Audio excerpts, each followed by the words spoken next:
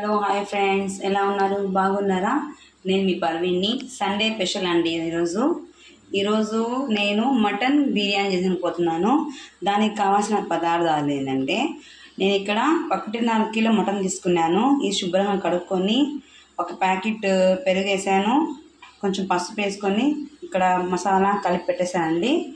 ఇప్పుడు basmati rice 1.5 KG తీసుకున్నాను. ఇది కూడా కడిగి పెట్టుకున్నాను, నేను నానబెట్టుకున్నాను అనమాట. ఇప్పుడు ఇక్కడ 1/2 కేజీ ఆనియన్స్, 1/2 కేజీ టమాటో, 150 గ్రాములు అల్లం మసాలా, అల్లం తెల్లుల్లి పేస్ట్, కొత్తిమీర, పుదీనా,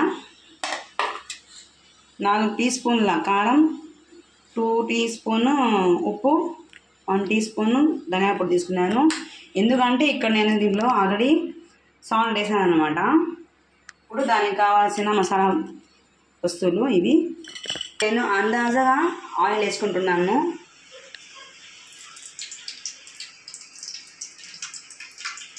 ఇది 1/2 కిలో ఉంటుందండి.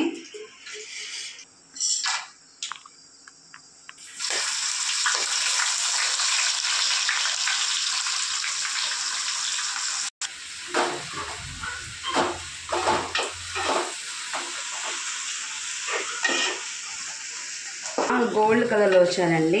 కాసేపు మూత పెట్టేద్దాము. చూడండి ఫ్రెండ్స్, ఇక్కడ కొంచెం గోల్డ్ కలర్ బాగా వచ్చేస్తుంది కదా. ఇప్పుడు దీంట్లో నేను ఈ అల్లం మసాలాని మొత్తం వేస్తున్నాను.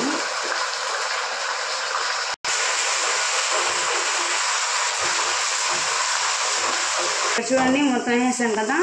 ఇప్పుడు నేను ఇక్కడ టమాటోలు వేసేస్తున్నాను.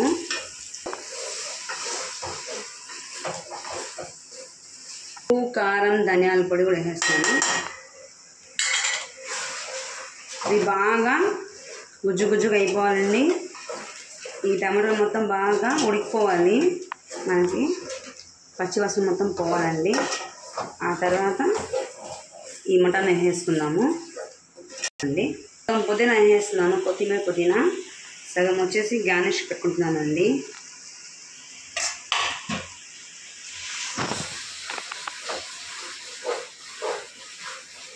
ఇది నేను మొత్తం వేసేస్తున్నాను చూడండి.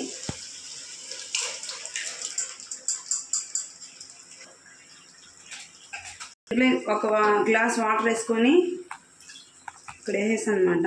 దీంట్లో ఉడకనిచ్చేద్దామండి. ఇలా మొత్తం బాగా మిక్స్ అయిపోవాలండి. ఇప్పుడు ఇది ఉడకనిచ్చేదానికి వదిలేద్దాము, ఓకేనా. మధ్యలో ప్లేట్ తీసి కలుపుకుంటూ ఉండాలి, ఎందుకంటే మాడిపోకుండా. ఓకే, చూడండి ఫ్రెండ్స్, ఇలా బాగా ఆయిల్ మొత్తం పైకి వచ్చేయాలండి. ఇంకా బాగా కొంచెం ఉడకాలి. పెట్టేస్తే సిమ్లో పెట్టేస్తే మనకు అది కొంచెం బాగా ఉడికి చిక్క పడుతుంది. ఆ తర్వాత రైస్లో కలుపుకోవచ్చు. నేను ఇక్కడైతే దీంట్లో ఆయిల్ కొంచెము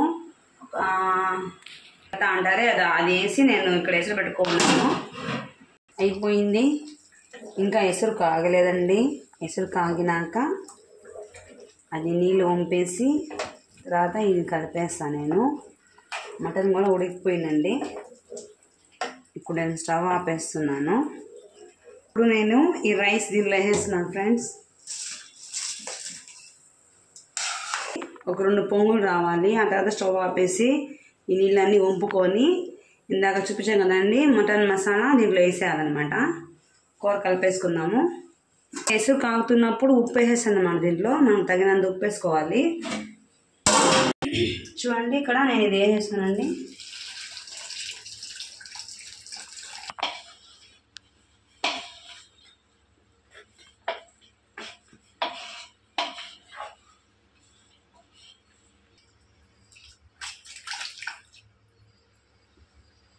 ముక్కలన్నీ ఇలా పైన ఇలా పంచేసి బాగా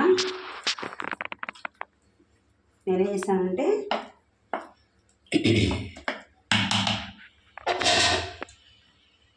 కొంచెం రైస్ తీసి పెట్టుకున్నాను అనమాట. నేను వైట్ రైస్ దమ్ బిర్యానీ లాగా చేస్తున్నాను అనమాట. నేను ఇక ఇలా వేసినాక కలర్స్ ఉన్నాయండి, రెడ్, ఆరెంజ్, ఇక్కడ వచ్చేసి గ్రీన్. ఇప్పుడు ఇవి ఏం వేసేస్తున్నాను,